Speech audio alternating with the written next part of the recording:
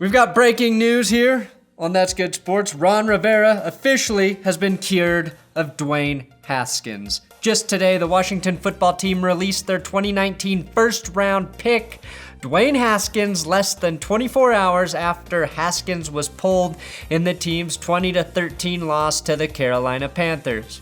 You never see a first-round quarterback cut after less than 2 seasons. I mean, we haven't witnessed this since... That's right, Josh Rosen. So I am Brandon Perna. This is Quick Hits on That's Good Sports. Now, Dwayne Haskins went 14-28 for 154 yards and 2 picks before Ron Rivera was so embarrassed against his former team that he benched Haskins for Taylor Heinicke, who was essentially the 4th quarterback on the depth chart heading into the season behind Haskins, Smith, and Kyle Allen. Haskins wears the number 7 and has finished both of his seasons in Washington with 7 interceptions. Maybe the Chiefs now sign him and he wins a Super Bowl on their practice squad, proving the number 7 still is indeed lucky. Just not luckier than playing in the cursed Washington. Of course, I'm gonna take a wild shot in the dick and say that Haskins was not only released due to his play. There were well-documented attitude issues early in the season that didn't mesh with some underwhelming play early on that got him sent to the bench. Ian, the Dwayne Haskins era is probably going to be remembered in Washington for getting demoted twice to 3rd string within a single season, as well as getting fined twice for violating COVID protocols, including with the stripper party a week or so ago. Basically, Ron Rivera saw the guy throwing a ball with one leg and said, "Yeah, I like our chances better with the guy whose leg looked like he just narrowly escaped from a trap in the movie Saw." And here's the crazy part. Ron Rivera was right. Naturally, given that this is the year 2020, the Haskins benching got turned into a racial issue. And while there certainly are race issues in the NFL even today, I can say pretty confidently that this was not one of them.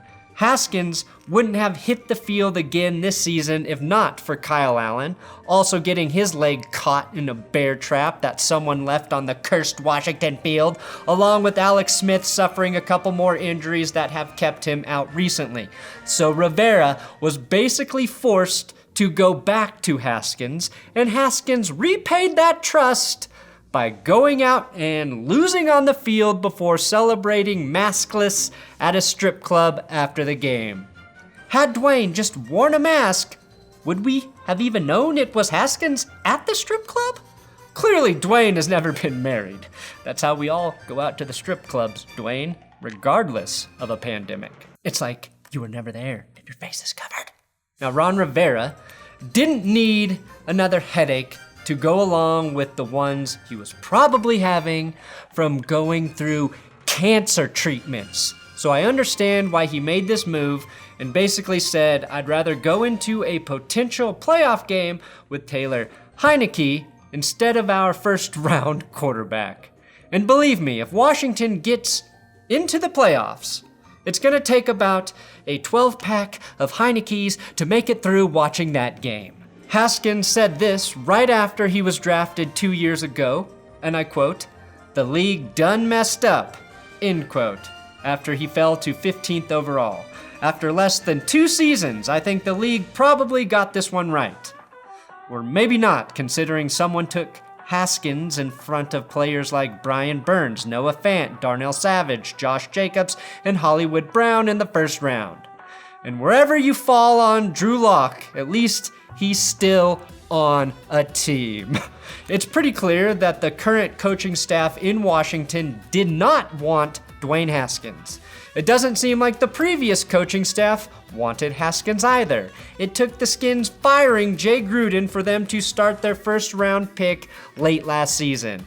Hell, the last quarterback the Washington football team drafted that any coach wanted was Kirk Cousins.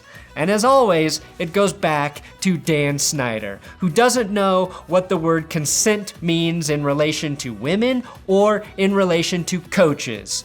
I mean, just listen to this tweet from Diana Rossini. I will never forget the week leading up to the 2019 draft. A member of the Washington coaching staff told me he was going to actually throw up in the war room because ownership wasn't listening. Coaches didn't believe Haskins was the right person to be the future of the franchise. I believe even Ron Rivera said after completing months of chemotherapy, "I can confirm even that never made me throw up as much as being in the presence of Dan Snyder. I beat cancer, and now I just have to work for cancer. But at least I got rid of the quarterback I didn't want." Is another team going to take a chance on Dwayne Haskins? That's the question. He's currently on waivers, and if a team does claim him, they'll have to pay him $4.2 million next season, which honestly isn't a lot, even for a backup QB. But I don't think anyone even views him as someone who's reliable enough to be a backup quarterback right now. The Rams may be leaning on John Wolford after Jared beat Goff so hard he broke his thumb in the last game, but I doubt even they try and add depth with Haskins at this point. Being labeled as a guy who doesn't work hard or give a shit is a death sentence in the NFL. Thanks, Albert Hainsworth, another former Washington football team member. You know who might be a good fit for Dwayne Haskins and his work ethic? J.J. Watt. You can't come in and put work in the building, go out to the practice field and work hard, do your lifts and do what you're supposed to do. You should not be here. This is a job. We are getting paid a whole lot of money. The stripper party. Good luck, Dwayne. I hope you can resurrect your career somewhere. Thanks for watching That's Good Sports. Quick hits, emergency breaking news. Dwayne Haskins episode, The Best and Worst Part 2 will be up shortly after this. Stop making me work so hard, NFL. Dang. The stripper party